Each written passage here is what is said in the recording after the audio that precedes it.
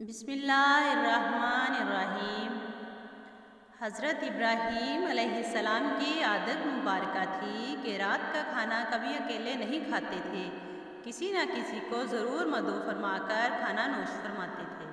ایک رات حسب عادت آپ کسی مہمان کا انتظار کر رہے تھے کہ کسی نے دروازے پر دستک دے دی۔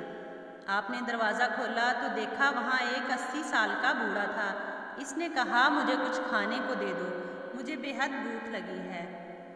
حضرت ابراہیم علیہ السلام نے خوش ہو کر فرمایا، مرحبا مرحبا، اس آدمی کے ہاتھ دھلوائیں۔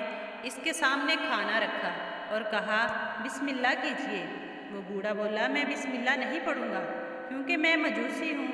حضرت ابراہیم علیہ السلام نے غصے میں آ کر کہا، کھڑے ہو جاؤ، میں مجوسی کے ساتھ کھانا پسند نہیں کرتا۔ وہ بوڑھا چلا گیا۔ ادھر پلک جھپکتے ہی حضرت جبرائیل علیہ السلام آئے اور بولے، اللہ نے فرمایا ہے، اے ابراہیم علیہ السلام، منکر تو وہ میرا ہے۔ میں نے تو 80 سال میں کبھی بھی اس کا رزق نہیں روکا۔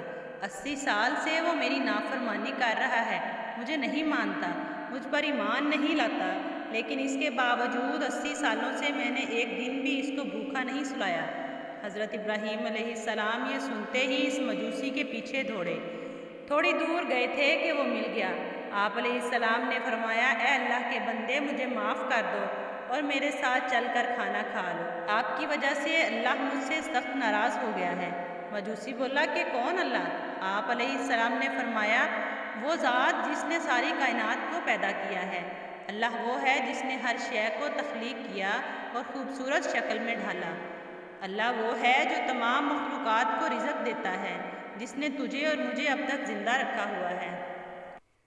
مجوسی حضرت ابراہیم علیہ السلام کی یہ بات سن کر رونے لگا اور بولا، کیا کہنے ہیں تیرے رب کے؟ اے اللہ کے بندے، تیرے رب کا تو اخلاق بہت اعلیٰ اور عظیم ہے۔ میں اتنے پیار کرنے والے عظیم رب پر ایمان لاتا ہوں۔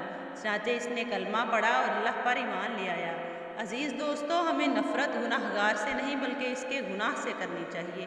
جو کوئی بھی انسان کسی گناہ میں مبتلا ہو، ہمیں اس سے نفرت نہیں کرنی چاہیے بلکہ اس کے لیے ہدایت کی دعا کرنی چاہیے۔ اللہ ہم سب کو سمجھنے اور نیک اعمال کرنے کی توفیق عطا فرمائے۔ آمین یا رب العالمین۔